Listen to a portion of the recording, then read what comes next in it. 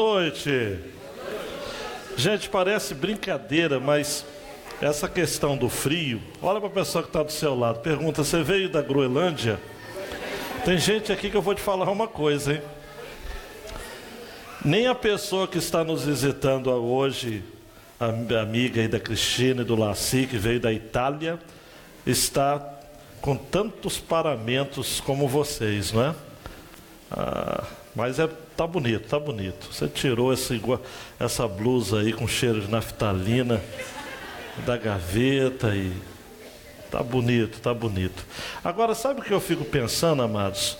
Parece, pastor, o senhor fala demais, mas não é que eu falo demais, é que algum tempo eu perguntei para uma senhora: poxa, você não foi ao culto? Não, está muito frio para levar minhas crianças na igreja. Eu fico pensando, amados, eu tenho 44 anos de idade. Tem coisa que ainda não entra assim na minha cabeça, não é? Essa é uma delas. Poxa, está frio, coloca uma blusa no seu filho, sabe?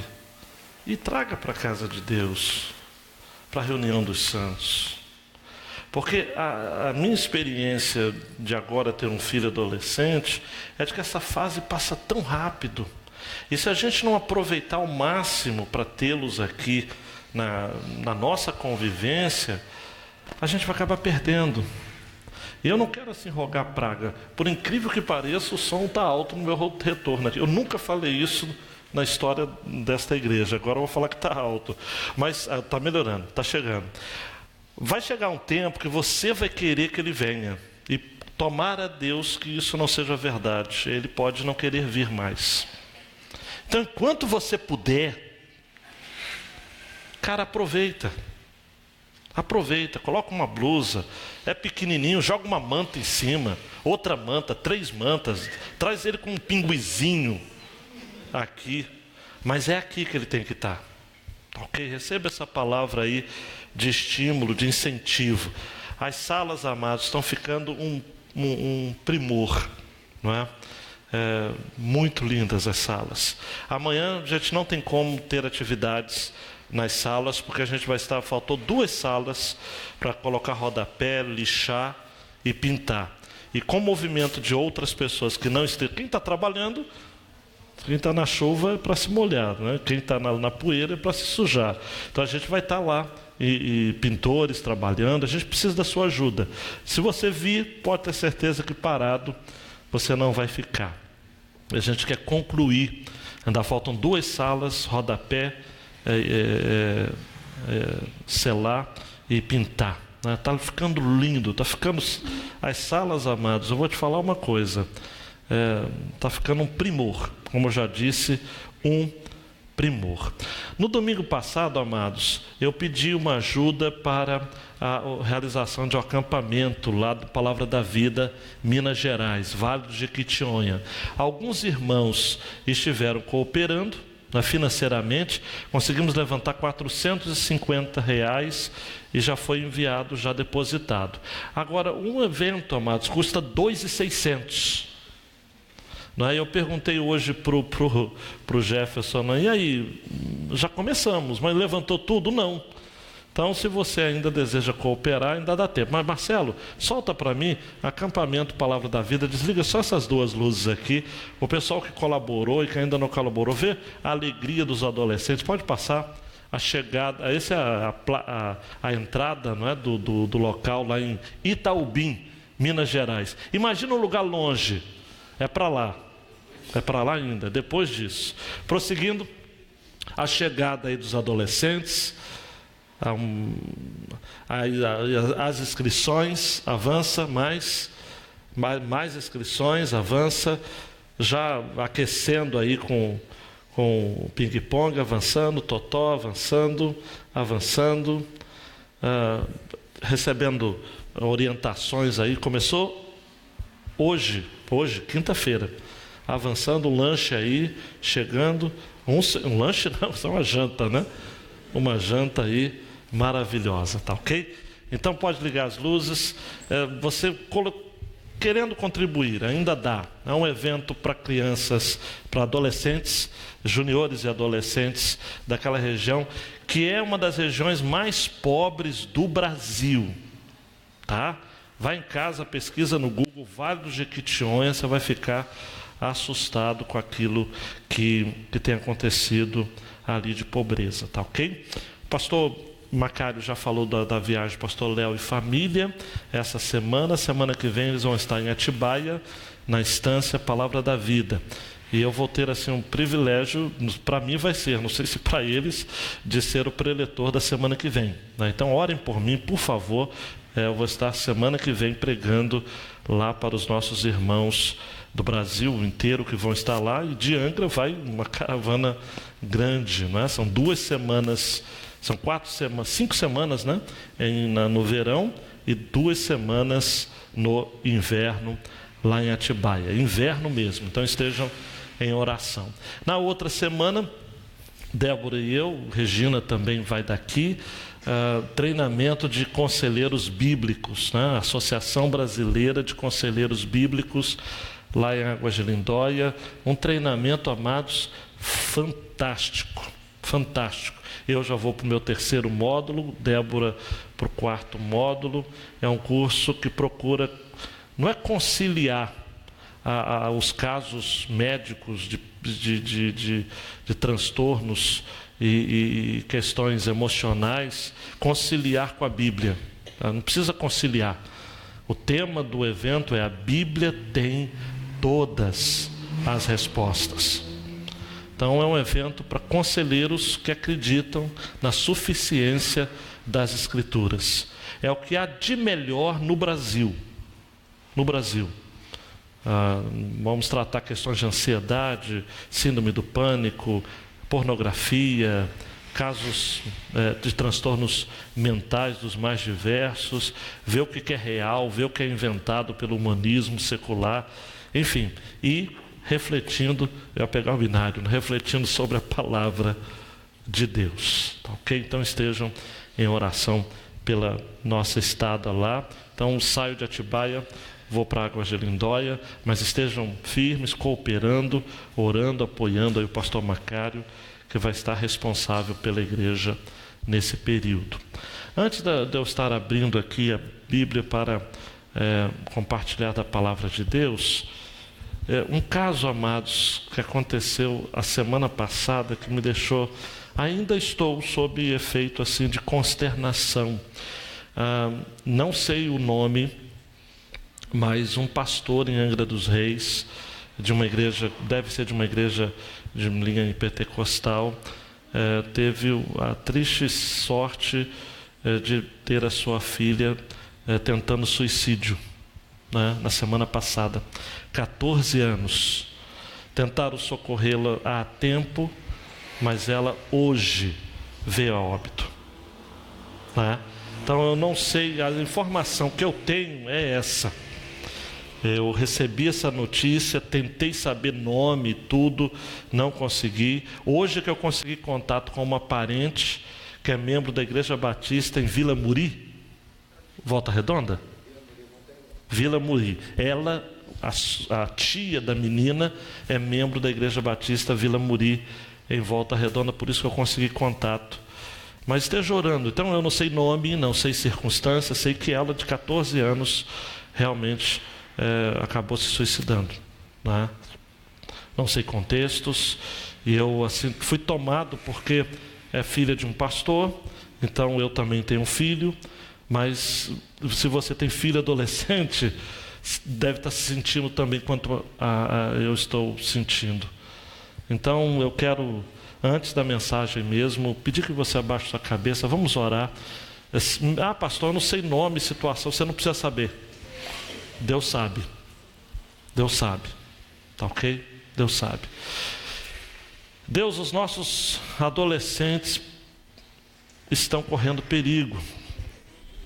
Muitos deles se afastando do Senhor por conta de influências do mundo, ou por questões de ordem emocional sugeridas por padrões mundanos. E a gente fica, ó Pai, como igreja tocados. Tenha misericórdia dos nossos filhos. Eu tenho falado, ó Pai, sobre família em alguns encontros, e eu tenho estado assustado com o distanciamento dos pais em relação aos filhos. Pais que não têm se importado, filhos que têm mantido uma distância abissal, algo terrível. Tenha misericórdia.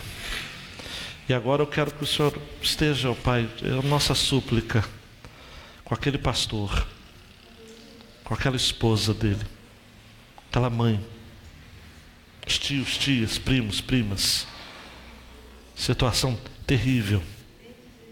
Não consigo mensurar isso, mas o Senhor pode estar lá, porque o Senhor está em todos os lugares, e sobretudo está com o contrito e o abatido de espírito, como diz a tua palavra. Esteja lá, Pai, esteja lá, no nome de Jesus. Amém e amém. Coisa terrível. Abra sua Bíblia, amados, em Eclesiastes, no capítulo 10.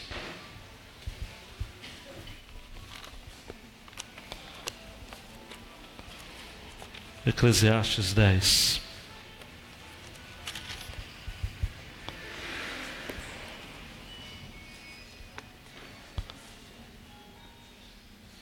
E essa situação toda nos faz parar para refletir muito sobre o valor da sabedoria. Por isso que eu quero até aproveitar essa situação para a gente olhar esse texto sobre esta ótica, o valor da sabedoria. Eu peguei uma imagem, uma dúvida entre o que é ilegal e o que é legal, não é?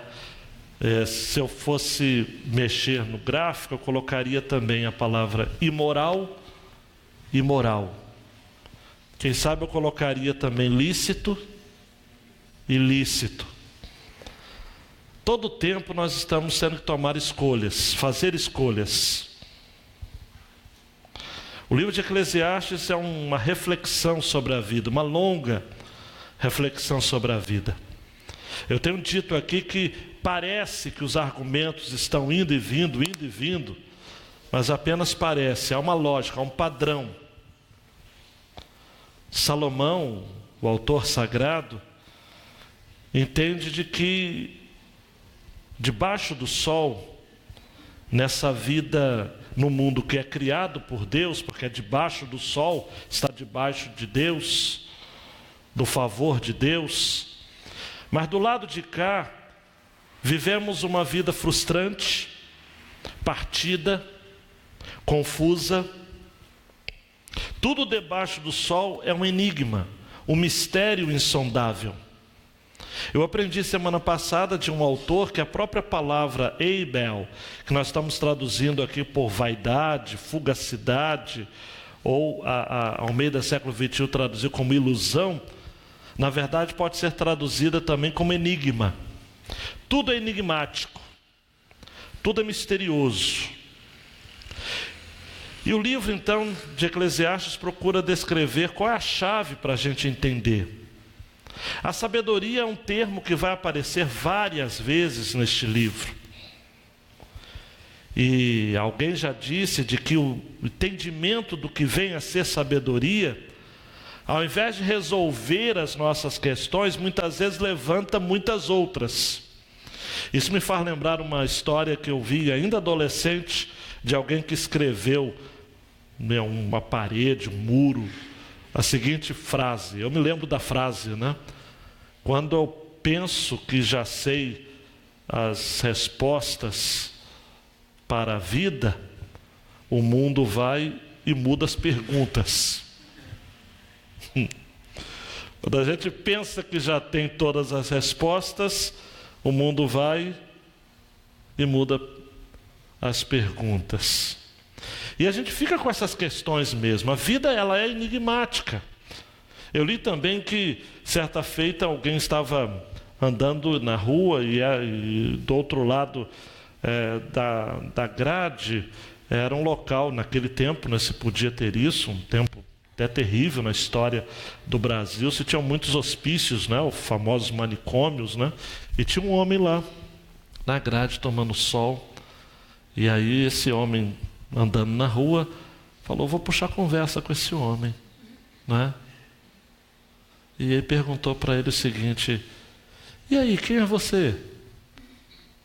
Aí o doido pensou, falou assim: rapaz, de tanto pensar nisso é que eu vim parar aqui, né? Quem sou eu? Né? Existem, não sei se eu vou lembrar as 4, mas existem 4 perguntas fundamentais na vida. Quem sou eu? De onde eu vim? O que eu estou fazendo aqui? Não estou tão doido não, né? Para onde eu vou? Se você souber responder essas perguntas, você está no caminho certo. Porque o livro de Eclesiastes procura nos colocar diante da sabedoria de Deus, que passa a ser então a nossa tentativa de compreender o que Deus está fazendo, ou por que Ele está fazendo na nossa vida, algo na nossa vida. Na última vez que eu expus o versículo capítulo 9, versos 11 a 18, foi falado muito sobre essa questão do valor da sabedoria. E agora eu quero também falar sobre o valor da sabedoria, mas eu quero usar uma abordagem pedagógica reversa. Porque o capítulo 10 de Eclesiastes não fala de sabedoria, fala de tolice. Mas não seria muito útil eu falar que o valor da tolice.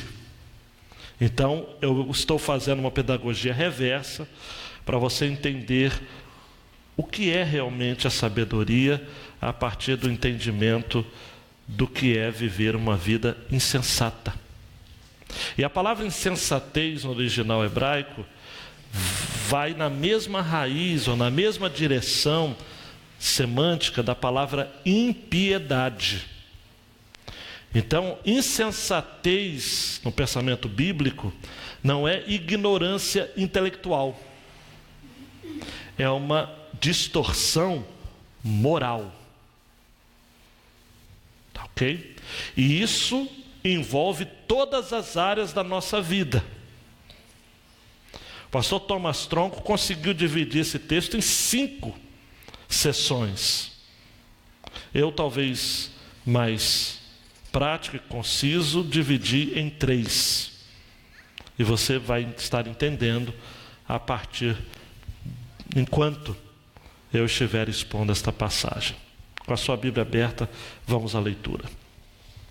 Também usando figuras, né? Muito interessante, bem ao estilo sapiencial. As moscas mortas fazem com que o óleo do perfumista se estrague e produza mau cheiro. Do mesmo modo, um pouco de insensatez pesa mais do que a sabedoria e a honra. O coração do sábio o inclina para a direita, mas o coração do tolo o inclina para a esquerda. Mesmo quando anda pelo caminho, falta entendimento ao tolo, e ele mostrará a todos que é tolo. Se a indignação do governador se levantar contra ti, não deixes o teu posto, pois a calma evita grandes erros. Há outro mal que vi debaixo do sol, semelhante ao erro cometido pelo governador. A tolice posta em grande dignidade e os ricos assentados em lugar inferior. Tenho visto servos montados a cavalo e príncipes andando a pé como a servos. Quem abre uma cova cairá nela, e quem derrubar um muro, uma cobra o morderá. Quem remove pedras se machucará com elas, e o que racha lenha corre perigo. Se o machado perder o corte e não for afiado, é preciso muita força, mas a sabedoria é proveitosa para dar prosperidade. Se a cobra morder antes de estar encantada, para que existe o encantador? As palavras da boca do sábio são agradáveis, mas os lábios do tolo o devoram. No início, as palavras da sua boca são tolice, no final são loucura perversa. O tolo multiplica as palavras, porém ninguém sabe o que está por vir. Quem poderá dizer o que acontecerá depois dele? O trabalho do tolo deixa tão exausto que não consegue ir à cidade. Ó terra! Ai de ti quando o teu rei é inexperiente e quando os teus príncipes banqueteiam de manhã. Ó terra, feliz de ti se o teu rei é filho de nobres e se os teus príncipes comem no tempo certo para refazer as forças e não para a bebedice. O teto desmorona por causa da preguiça, a casa tem goteiras por causa da lerdeza das mãos. O banquete traz diversão e o vinho alegra a vida, mas o dinheiro consegue tudo. Não amaldiçoes o rei, nem mesmo em pensamento, nem amaldiçoes o rico em seu quarto, porque as aves do céu levarão as palavras, e uma criatura alada poderá espalhar o que disseste. Você pode dizer amém? Qual é a grande ideia desta passagem? Grande Marcelo, solte aí. Vamos dizer juntos, dá para ler juntos, amados? Está um bom tamanho? Vamos lá? A sabedoria é conhecimento aplicado à prática para uma vida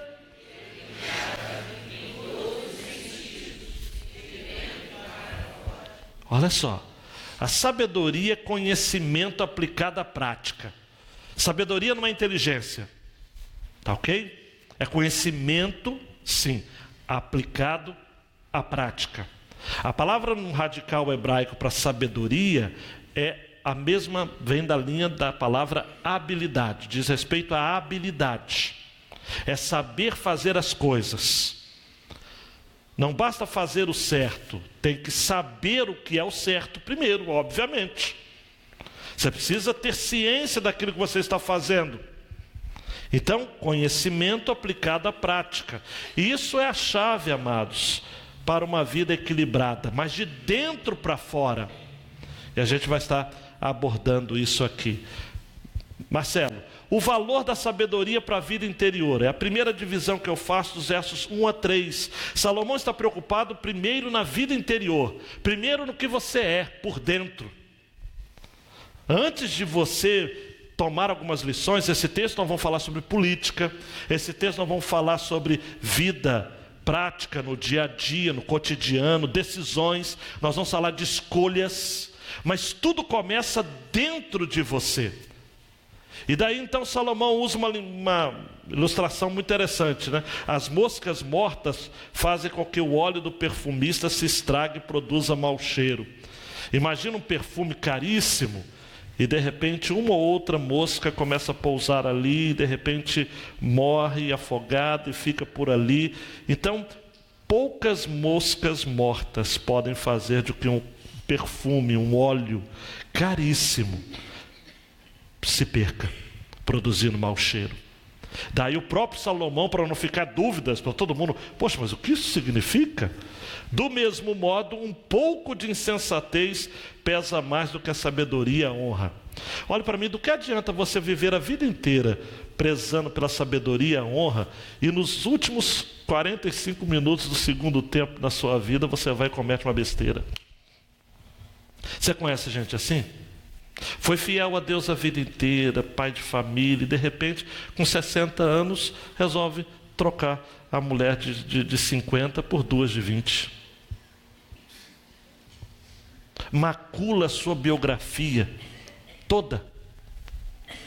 Ou a pessoa preza pelo nome, né? A palavra de Deus diz o seguinte: olha, mais importante do que muitas riquezas é o bom nome, não é isso? E de repente, no finzinho da vida, ele vai e faz uma negociata fora da lei, é pego, termina os seus dias sendo processado, tendo que lidar com as barras dos tribunais. O que leva alguém, amados, a se perder por tão pouco? Insensatez. Cuidado. Todos os dias, amados, eu oro ao Senhor dizendo: Senhor, não permita que eu troque a felicidade de uma vida inteira por poucos segundos de contentamento.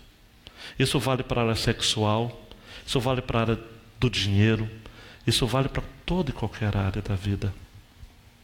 Cuidado, um pouco de insensatez pesa mais do que toda a sabedoria e a honra. Cuidado. Por isso que o versículo 2 fala de coração. O coração do sábio inclina para a direita, o coração do tolo inclina para a esquerda. O que significa isso? Na Bíblia, direita é sinônimo de poder, de destreza, de habilidade, de grandeza. A esquerda geralmente é sinônimo de algo depreciativo, algo fraco. Uma curiosidade aí para fazer valer a pena você estar aqui. A palavra sinistro no latim significa esquerda. Então, se você é canhoto, você é um sinistro em latim. Então, não é só a cultura hebraica que tem essa ideia do canhoto. As mensagens de juízo, você se lembra de Eude, não é? O canhoto, não é? Então, direita e esquerda, o próprio Jesus ele vai falar: aos que estiverem na minha direita, vinde benditos de meu Pai, possuir por herança aquilo que você estava preparado, e os que estiverem à esquerda, apartai-vos de mim, malditos, para o fogo eterno e tudo mais. É isso. Então o Salomão fala: o coração do sábio inclina para a direita, o coração do tolo o inclina para a esquerda. Coração, né? Eu estava estudando esse texto, eu lembrei de Gálatas 5:9, quando eu vi a questão das moscas mortas, né? Um pouco de fermento leveda toda a massa.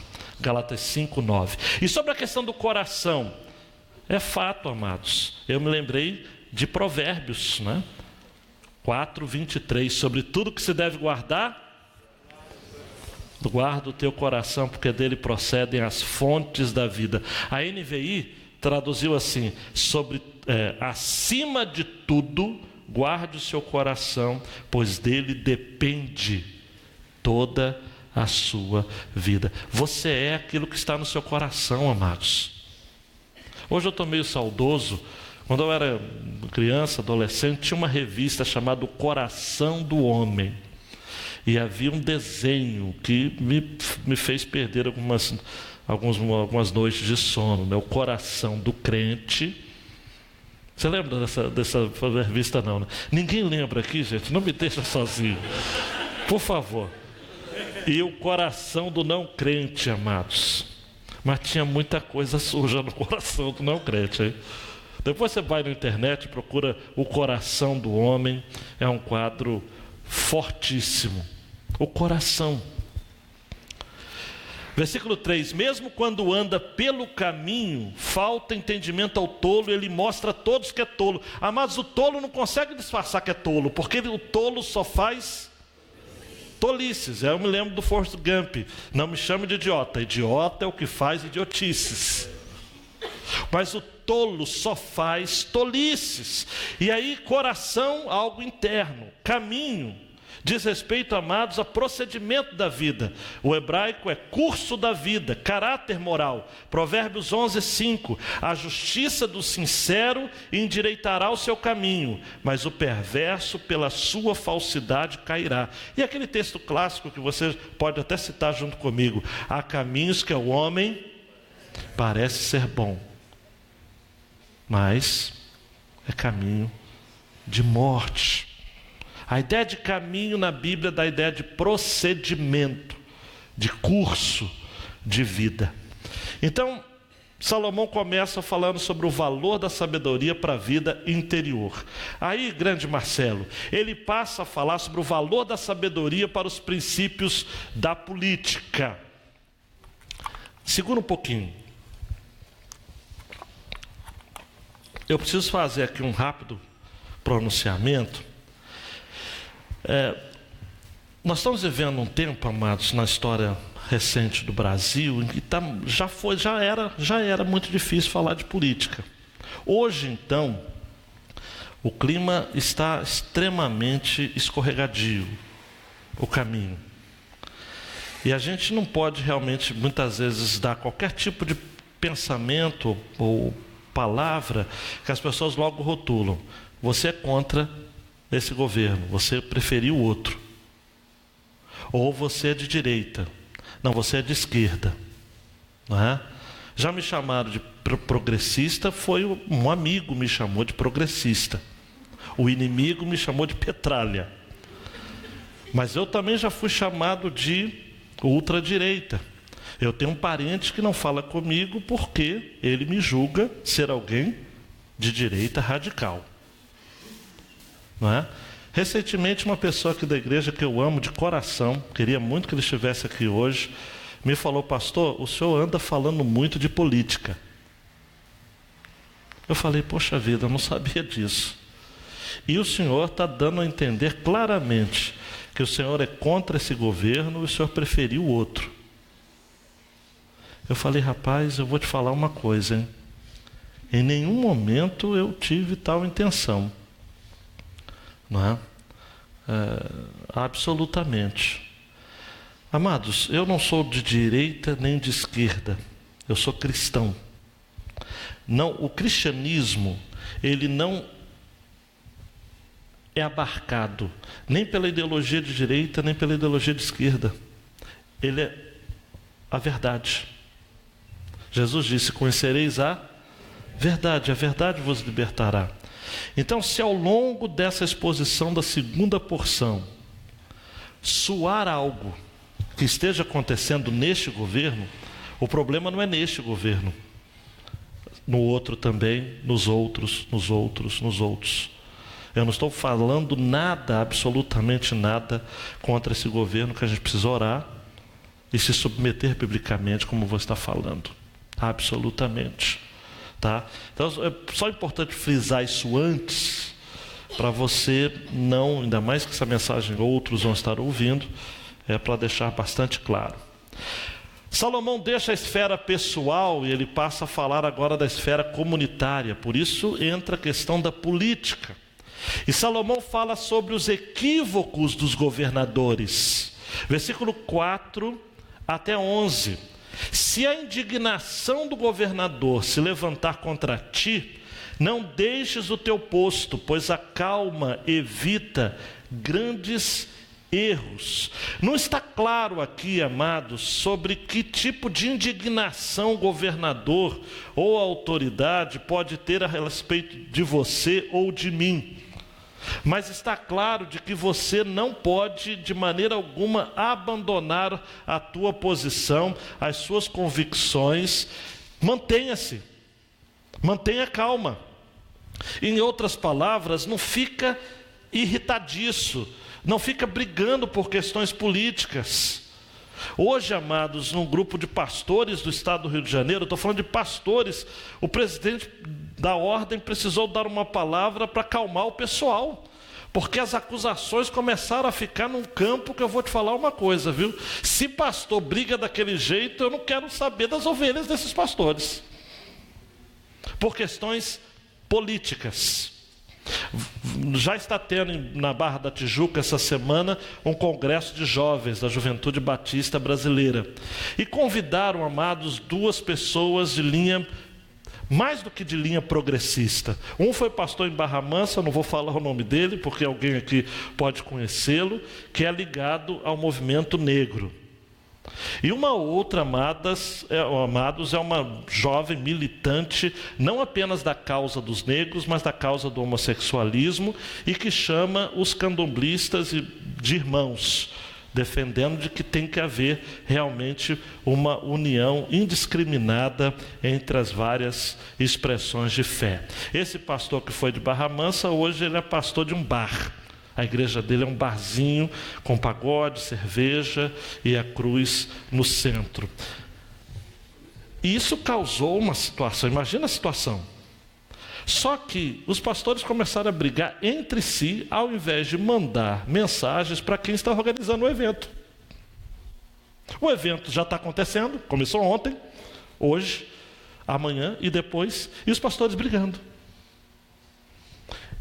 O que o texto diz? Olha, se a indignação do governador, da liderança, política ou denominacional, ou que seja, se levantar contra ti, não deixes o teu posto, pois a calma evita grandes erros.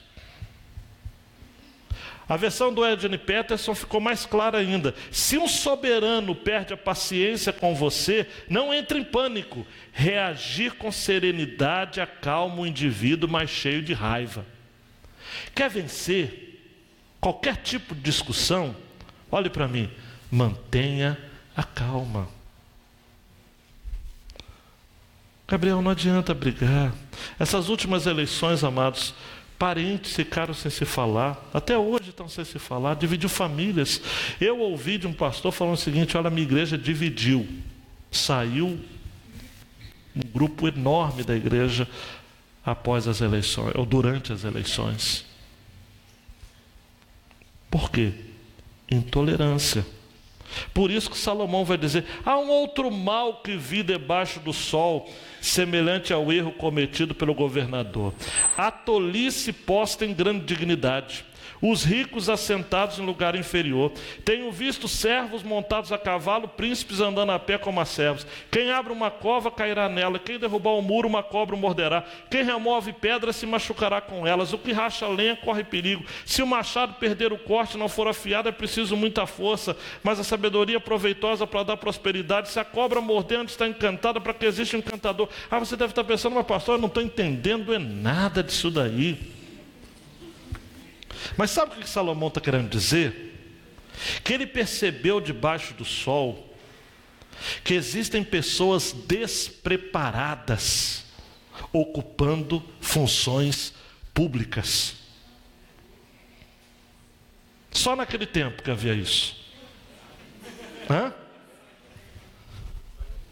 Diego, maus motoristas dirigindo carros pelas nossas ruas e ônibus e o que seja. Maus gestores, Marco Giovanni, administrando empresas ou autarquias públicas. Maus professores em salas de aula, bons professores adoentados tomando gardenal e trabalhando na biblioteca. As coisas estão completamente fora de lugar. Gabriel, as pessoas estão em posição de chefia e não sabem mandar. Por quê? Porque eles não têm conhecimento de causa do trabalho. Mas querem o serviço pronto. Mais com menos. Salomão já havia visto isso antes, gente. Olha aqui. Tolice posta em grande dignidade. A pessoa assume o governo, indica os seus assessores, os seus secretários, os seus ministros, sem qualquer tipo de critério técnico. Apenas por apadrinhamento, por conveniência. Isso só no tempo de Salomão, né? A tolice posta em dignidade. É isso que Salomão está vendo. Os ricos assentados em lugar inferior, isto é, pessoas que poderiam contribuir para a riqueza do país, muitas vezes não são chamados, não são considerados. Servos montando a cavalos e príncipes andando a pé como a servos, é isso, fora de lugar. A meritocracia que é tão falada por aí, de nada vale, amados. O Brasil é um país de atrasos. O Brasil é um país de desatinos, de desigualdades. Quem abre uma cova cairá nela. A ideia é o seguinte: a pessoa trabalha como coveiro, só que ele é tão despreparado que ele acaba tropeçando e caindo na própria cova que ele está cavando. Quem derrubar um muro, uma cobra o morderá por causa disso. Miséria pouca é bobagem. O muro dá vem uma cobra. A pessoa despreparada constrói de qualquer jeito. No Brasil, amados, o número de escolas, atenção professoras aí, vocês sabem disso. Eu amo vocês. Escolas mal acabadas, recursos já foram liberados e as crianças em situações sem escolas dignas.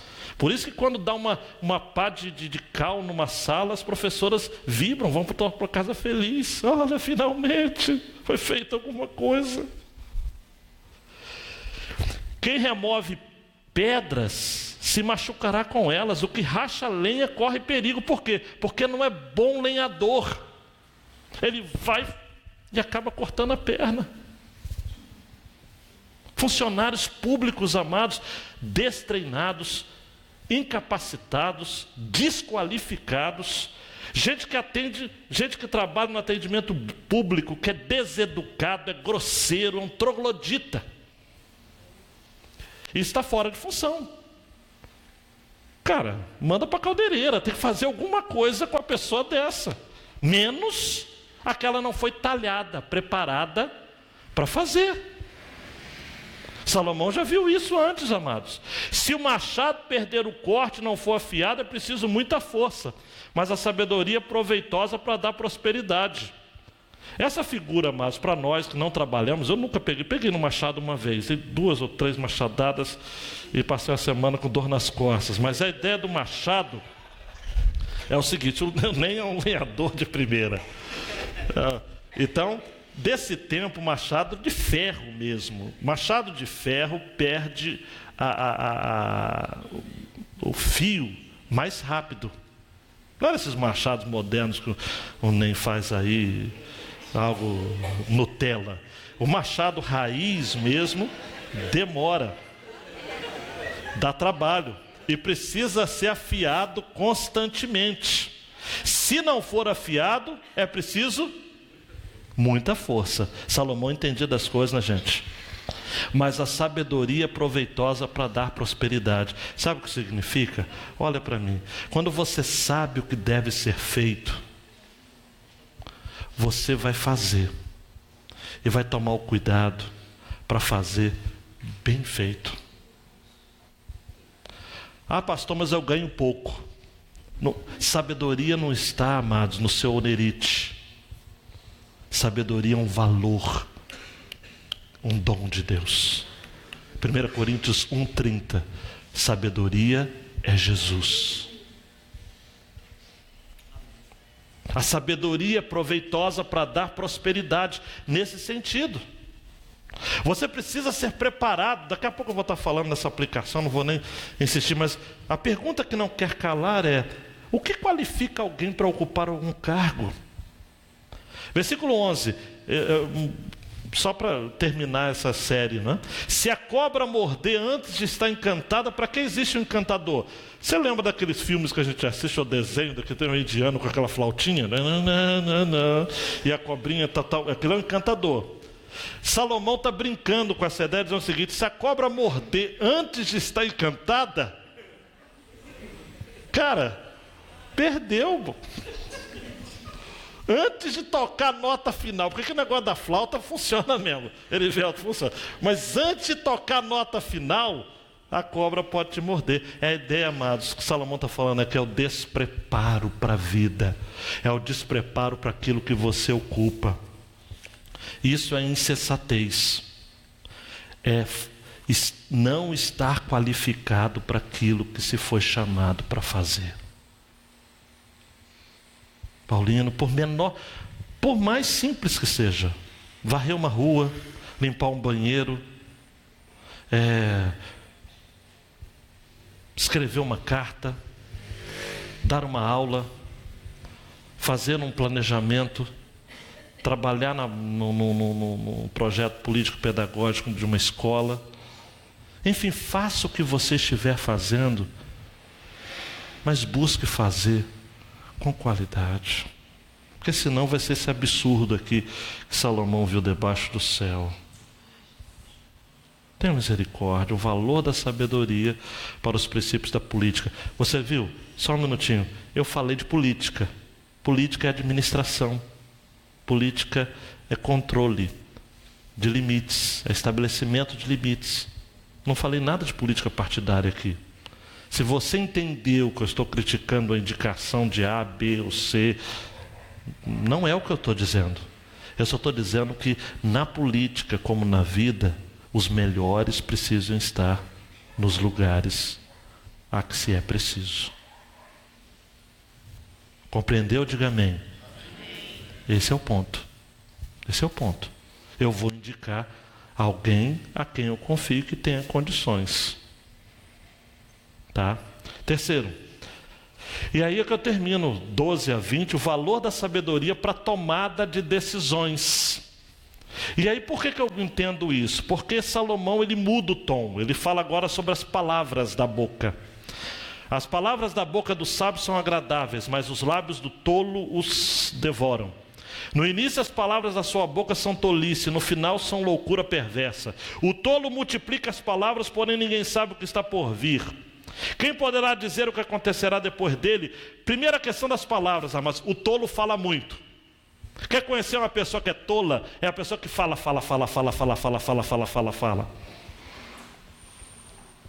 Jesus já havia dito isso. O que há em abundância no coração, disso fala a boca. Tiago já havia dito isso em 3:2. Porque todos tropeçamos em muitas coisas. Se alguém não tropeça em palavra, o tal é perfeito e poderoso para também refrear todo o corpo. Tá? A recomendação de Salomão me parece explícita. Eu vou usar um termo bonito aqui, depois eu uso um termo mais rasgado. Falar demais é convidativo ao erro. Essa frase bonita. Falar demais é convidativo ao erro.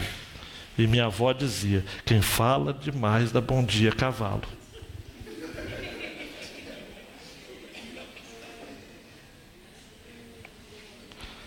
Eclesiastes 5:7, porque na multidão dos sonhos há vaidades, assim como na multidão dos sonhos há vaidades, assim também as muitas palavras. Tu, teme a Deus. Teme a Deus. Provérbios 15:2, a língua dos sábios adorna a sabedoria, mas a boca dos tolos derrama estutícia. Provérbios 10:19, na multidão de palavras não falta pecado, mas o que modera os seus lábios é sábio. Eu não peguei aqui para citar de cabeça, né? Até o tolo estando calado é tido por sábio. Amados, peça ao Senhor para você ter palavras agradáveis, palavras dosadas, palavras moderadas. É aquele provérbio, né, que eu também aprendi desde criancinha: fique calado ou diga algo melhor do que o silêncio.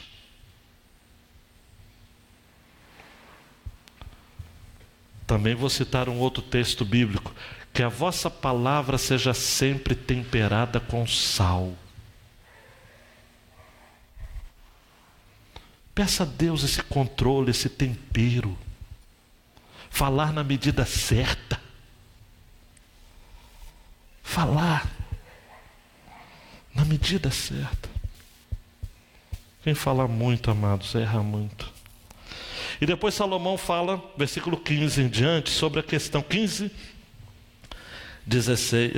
né? O trabalho do tolo deixa tão exausto que não consegue ir à cidade, né?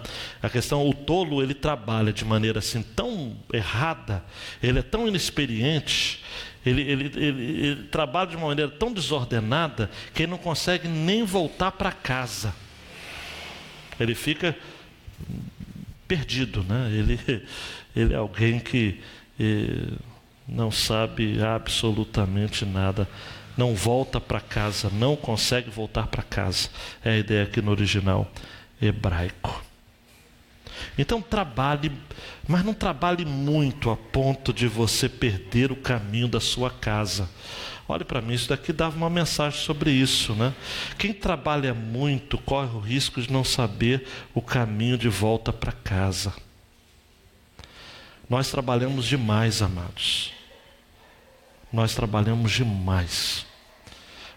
Tem gente aqui que não está tendo tempo de orar, de ler a Bíblia, de quietude. Principalmente as mulheres, que têm jornada dupla, tripla ou até mesmo quádrupla de trabalho. Não tem tempo para si. Você está trabalhando demais. Sabe o que você está trabalhando demais? Um dia eu ouvi um pastor, meu amigo José Júnior, falando o seguinte: Ezequias, e ele me ajudou. Estive pregando em Cuiabá, nunca me esqueço, até falei com ele recentemente. Ele me falou o seguinte: Ezequias, você precisa pegar a sua agenda e descobrir onde você é mais influente. E você precisa investir nisso. Você está fazendo muita coisa. Está desfocado. Cuidado para você não perder a alma. Eu falei, mas perder a alma é... Um amigo meu descobriu que estava perdendo a alma quando ele abriu o carro, o filho abriu também a porta para entrar, e ele falou para o filho, sem refletir: filho, lá para trás, porque você não tem idade para ficar aqui na frente. E o filho já tinha 18 anos. E ele mandou o filho no banco de trás, porque achou que o filho, com a idade, que não pode sentar no banco da frente. Quantos anos Marco Giovanni ele perdeu? Quantos anos ele perdeu? O filho já estava com 18 anos. Ele falou assim de reflexo: cuidado para você não perder o caminho de casa. O trabalho do tolo deixa tão exausto que ele não consegue voltar para casa. E aí, versos 16 e 17, é mais um dado o argumento sobre a ascensão ao governo de pessoas inexperientes. Óbvio que aqui o contexto não é democracia, o rei não era eleito pelo povo. Mas olha só: ó terra, ai de ti quando o teu rei é inexperiente. Inexperiente aqui, amados, não está falando acerca de simplicidade ou por idade. Aqui é imaturo, é gente sem preparo mental, maturidade emocional para governar. E quando os teus príncipes, os seus filhos, banqueteiam de manhã, e banquetear de manhã não é tomar café 6 horas da manhã, banquetear aqui é tomar, encher a cara 11, meio-dia, 1 hora, 2 horas da tarde. 16, 17. Ó terra, feliz de ti se o teu rei é filho de nobres, e os teus príncipes comem no tempo certo para refazer as forças e não para bebedice. A ideia de ser filho de nobres não diz respeito, amados, de que o rei ele sempre precisava ser, nesse contexto sim, obviamente, de uma família nobre, militar ou civil, que seja, mas a ideia de filho de nobre é que ele precisa ser preparado para isso. Você viu o currículo da pessoa que você votou nas últimas eleições? O cara estudou? O cara tem algum diploma, tem alguma formação, tem alguma experiência, ou ele é um novato? Alguém caiu de paraquedas? A ideia que o texto está falando, isso é que ai de ti quando o teu rei é inexperiente. Feliz de ti se o teu rei é filho de nobres. Ai de ti se os filhos do rei acordam tarde para encher a cara. Feliz de ti se os filhos do rei comem no tempo certo para refazer as forças para ajudar o governo do pai. E aí, versículo 18 e 19 vai na mesma linha. O teto desmorona por causa da preguiça. A casa tem goteiras por causa da lerdeza das mãos. Isto é, o trabalho enobrece, a preguiça é algo desastroso. A casa que tem goteiras, amados, por conta do desmanzelo, sabe? O Brasil, amados, é uma casa que tem goteiras. Há um desmanzelo com a coisa pública. Os nossos velhos são maltratados, as nossas crianças nem o digam. As nossas ruas são empoeiradas, são esburacadas. As nossas praças estão abandonadas. Os hospitais são verdadeiros canis. E eu estou elogiando como canis. Miséria, amados. Num país extremamente rico. 19, o banquete traz diversão, o vinho alegra a vida, mas o dinheiro consegue tudo. Como escreveu um americano chamado Woodrow Wilson, De acordo com um amigo meu, americano, toda pessoa que assume um cargo em Washington, a capital dos Estados Unidos, cresce ou incha. Quando eu dou um cargo a alguém, eu observo com cuidado, para ver se está crescendo ou inchando. É uma boa dica para a gente ver em quem a gente tem votado para ocupar cargos públicos, né? O estilo de vida de muita gente, amados, hoje tem sido marcado pela preguiça. Algo que entrou até na literatura brasileira. Monteiro Lobato, a questão do Jeca Tatu. Embora a ideia de Monteiro Lobato fora retratar alguém que era desprovido ou vivia desprovido de saneamento público, de políticas sociais, e por conta disso, mas ele também vivia. Olha, se o governo não me oferece nada, eu também não vou fazer nada da vida. O brasileiro, ele é muito dependente do Estado, amados. Todo mundo fala mal do governo, mas todo mundo quer viver na aba dele. Eu estou usando aba para não usar outro termo. Então, tá? Para. Festas, né? Vai rolar festa. Dinheiro fácil. Aí eu me lembro de um ditado, né? O dinheiro não compra a felicidade, mas manda comprar, né? Parece que Salomão agora termina dizendo da importância de nos vigiarmos para não sermos maldosos em nossos comentários sobre os poderosos, né? Versículo 20: não amaldiçoes o rei, nem mesmo em pensamento, nem amaldiçoes o rico em seu quarto, porque as aves dos céus levarão as palavras, e uma criatura alada poderá espalhar o que disseste. Em outras palavras, esse texto deu origem àquela expressão: essa parede tem ouvidos. Amados, nós temos que permanecer calmos, por mais difícil que isso seja, nos dias de tribulação que a gente está vivendo. Contexto de maturidade, de indulgência nacional, nós precisamos manter um relacionamento submisso à autoridade. Até mesmo porque é bíblico. Até mesmo não, porque é bíblico. Êxodo 22, 28 diz: a Deus não amaldiçoarás, e o príncipe dentre o povo não maldirás. E 1 Timóteo 2, 1 a 4 diz: ademoesto-te, pois, antes de tudo que se façam deprecações, orações, intercessões e ações de graça por todos os homens, pelos reis e por todos que estão em iminência, para que tenhamos uma vida quieta e sossegada, em toda piedade e honestidade, porque isso é bom e agradável diante de Deus, nosso Salvador. Não amaldiçoe os nossos governantes. É difícil, né, gente? A gente lidar com essas questões, mas ao mesmo tempo buscar realmente ter o temor do Senhor, considerando, mas por isso que não vale a pena brigar por causa de política, porque a gente discute, a gente perde vínculos, perde laços, e estes que estão lá não estão nem um pouco interessados na vida pública, na vida comum, e você, bobão, brigando com os outros pelo WhatsApp ou pelo Facebook, que é o castelo dos covardes. Bobeira sua. Bobeira sua. Ninguém está nem aí por você. Só Deus.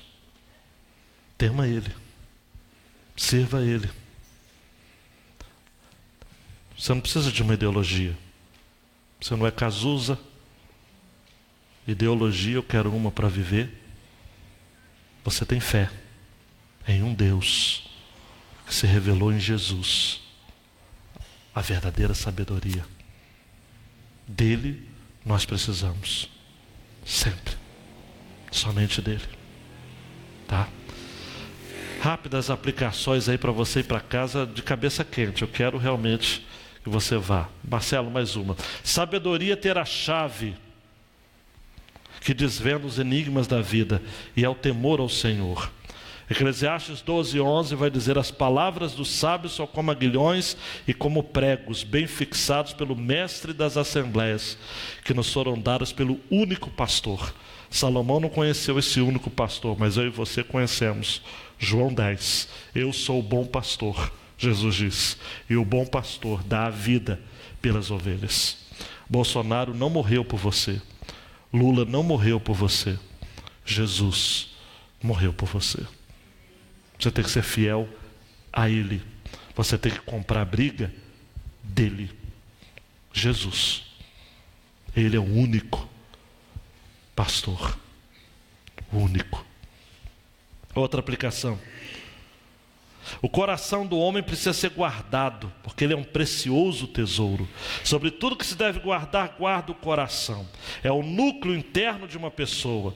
Pensamentos, sentimentos, desejos, vontades, escolhas que fazem da pessoa o que ele ou que ela é. Provérbios 23:7. Porque como imaginou no seu coração, assim é ele.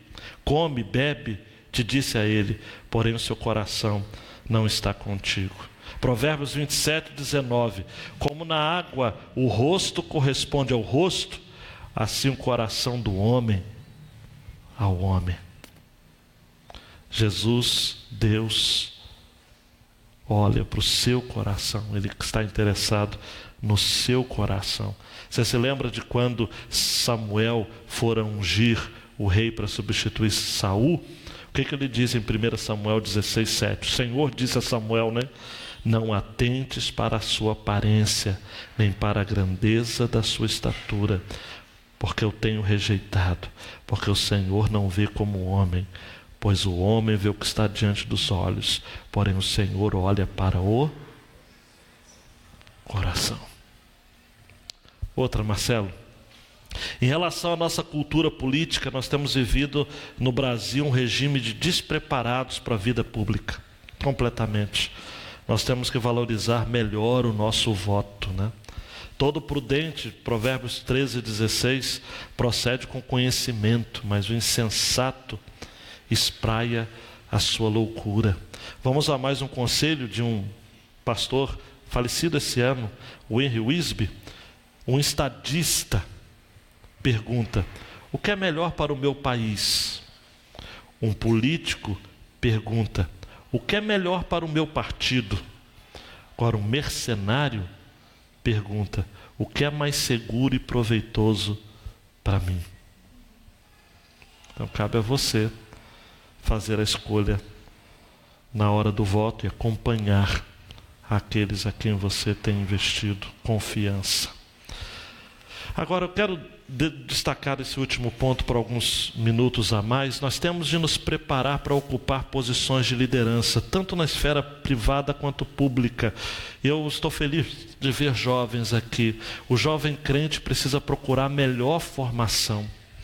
A gente precisa, amados, investir nos nossos filhos para que eles sejam gestores, economistas, diplomatas, engenheiros, políticos, líderes desse país.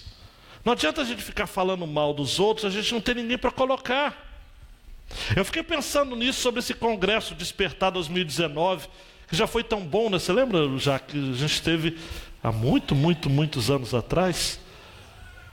Aí eu fiquei pensando, poxa, mas será que não convidaram esse pastor fulano de tal e essa irmã fulano de tal para falar sobre a questão do movimento negro? Porque não havia ninguém do nosso meio com conteúdo bíblico, teológico, para falar sobre as minorias?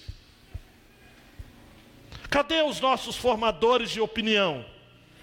Cadê os pastores que leem, que estudam a cidadania, os direitos, a política? Por que tem tanto pastor com topeira?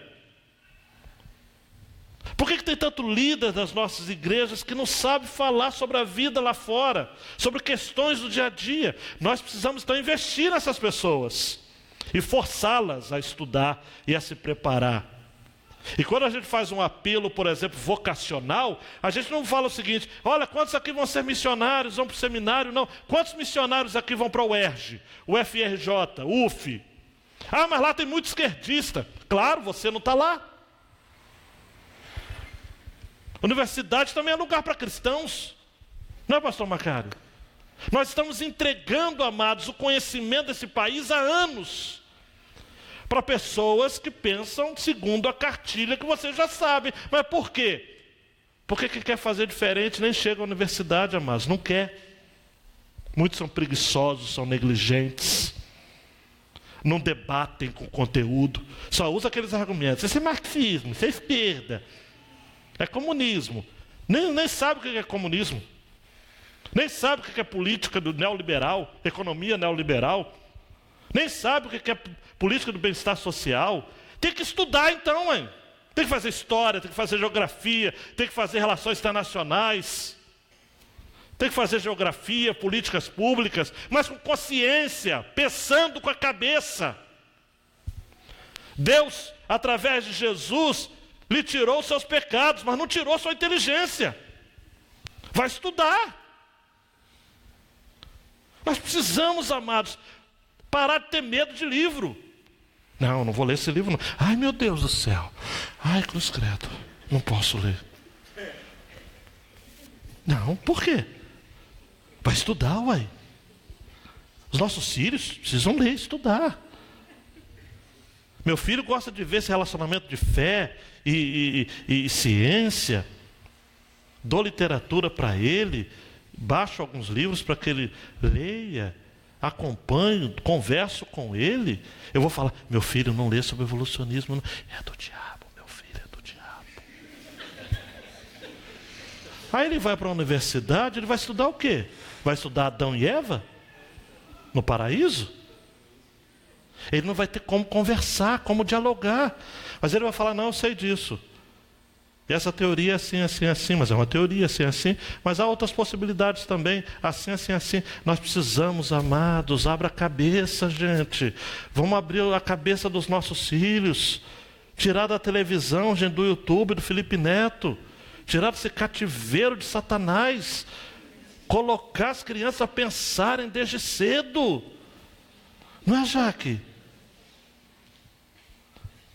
Porque estes é que vão ocupar cargos, tanto na esfera privada quanto na esfera pública. Eu não sei se hoje o presidente falar o seguinte, qual a liderança evangélica preparada para ocupar tal cargo? Aí o pessoal fica fazendo indicação política e tudo mais. Sabe por quê? Porque os evangélicos são retrógrados. Muitos têm mente pequena. Uma mente imbecilizada. Então nós precisamos nos preparar. Para quando surgir a oportunidade, a gente está lá. Ah, pastor, cita a base bíblica, o senhor só falou de coisa assim. Vou citar só um. Eu não vou ficar citando vários, eu vou me cansar. Daniel e os amigos. Você conhece a história? Os melhores. Os tops. De repente eles falaram o seguinte, eu vou ter que comer iguaria do rei. Não, nós não vamos nos contaminar. Nós vamos manter a nossa dieta. Pode? Mas eu só vou dar 10 dias, porque senão o negócio vai ficar feio. Aspenais falou, o copeiro do rei. Daniel 1, 18 a 20. Ao fim dos dias em que o rei tinha falado que trouxesse, o chefe dos eunucos os trouxe diante de Nabucodonosor, e o rei falou com eles, e entre todos eles não foram achados outros tais como Daniel, Ananias, Misael e Azarias, portanto ficaram assistindo diante do rei, e em toda a matéria de sabedoria. Repita comigo, toda a matéria. Toda a matéria, matemática, 10, química, 10, física, Deus o livre, 10. Literatura acadiana, 10. Ciências babilônicas, 10. Contabilidade, 10. Toda matéria de sabedoria e de discernimento sobre o que o rei lhes perguntou, os achou, amados. Se segura na cadeira aí. Os achou 10 vezes mais doutos do que todos os magos, astrólogos que havia em todo o seu reino. E não era um reininho de faz de conta, no mundo tão distante, não. Era o reino da Babilônia. Sabe o que é isso? A sede de todo o conhecimento do mundo da época.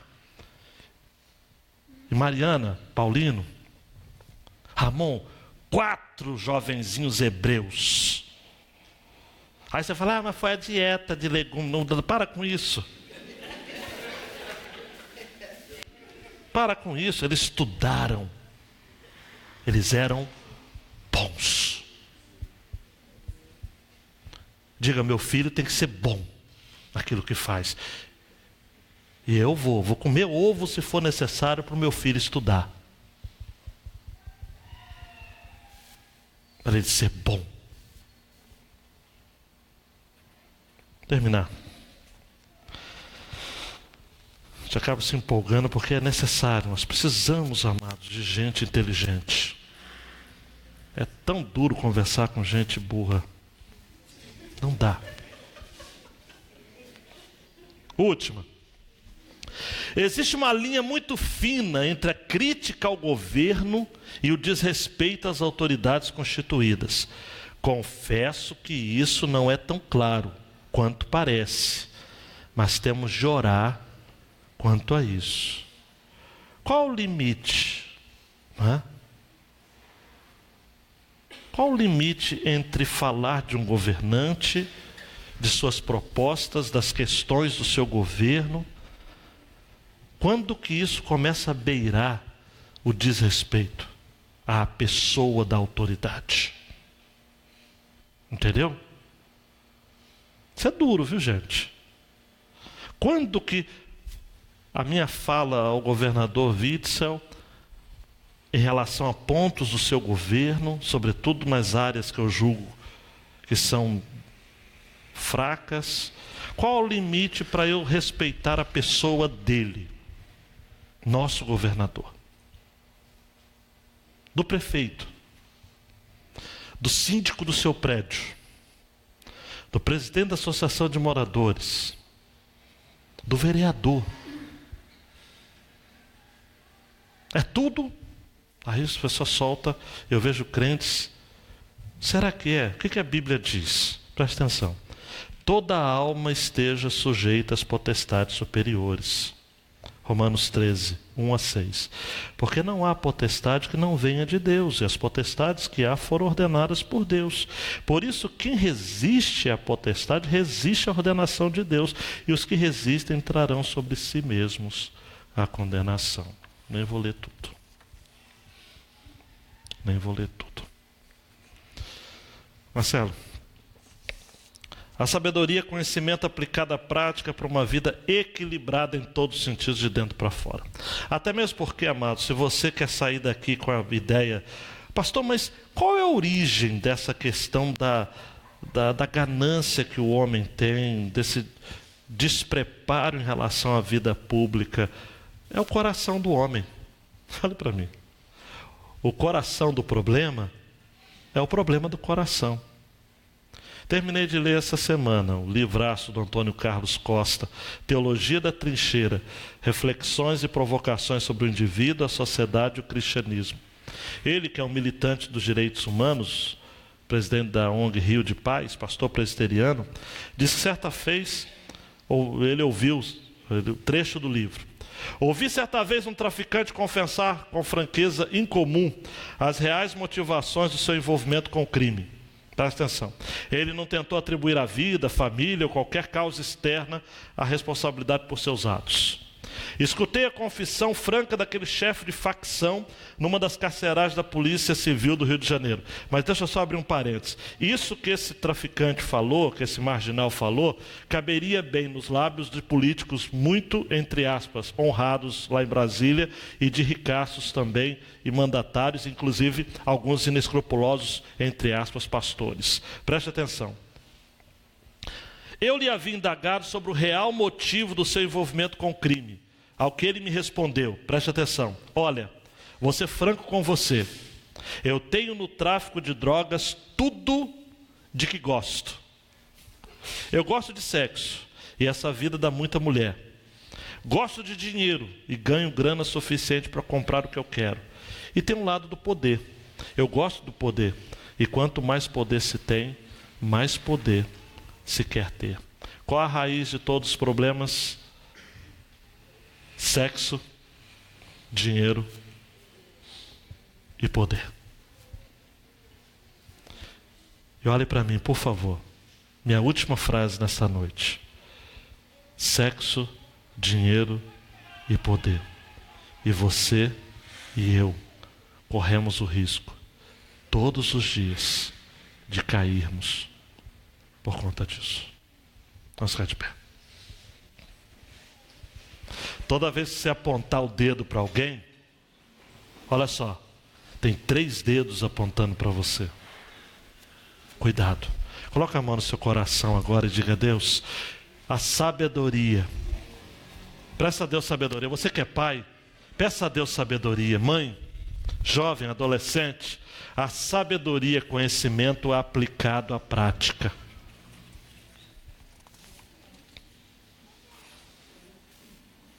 E isso colabora, contribui para uma vida equilibrada em todos os sentidos, de dentro para fora. Meu Deus, a sua igreja nesta noite ouviu a tua palavra e tivemos as nossas vidas marcadas por ela. Não é fácil, meu Deus, mas o caminho é esse, da sabedoria, conhecimento aplicado à prática, para a gente ter uma vida equilibrada em todos os sentidos, de dentro para fora. Ajuda-nos, meu Deus, nesse sentido. E eu sei que durante a mensagem muita gente pensou aqui no trabalho, na família, na igreja, em todos os outros contextos. E eu creio que o Senhor já está dando a graça necessária para que haja maturidade nessas áreas, no nome de Jesus. Amém e amém. Ore silenciosamente, querido, querida. Peça a Deus para aplicar assim ao seu coração aquilo que você ouviu nessa noite, tá?